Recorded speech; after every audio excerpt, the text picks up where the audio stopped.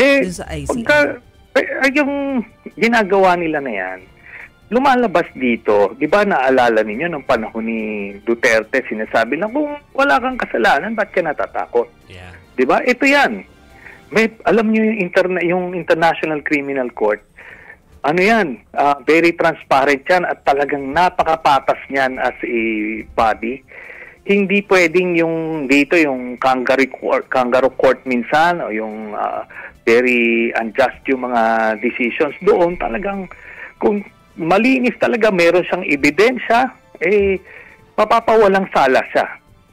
Kaso, itong, sinasabi nila, di ba, flight is a sign of guilt. So, ito yon. And si Robin Padilla, Senator Padilla, ginawa din niya, nakasuhan siya ng illegal possession of firearms, nagtago rin siya until nahuli siya. Yan yung mga tendency nila. Pagka nagkasala sila, nagtatago di ba? O in the case namin ni Senator Laila de Lima, nakasuhan kami, hinarap kami, nakakulong kami until nakalabas kami eventually through the justice system. Bumaga, hindi natin binitawan.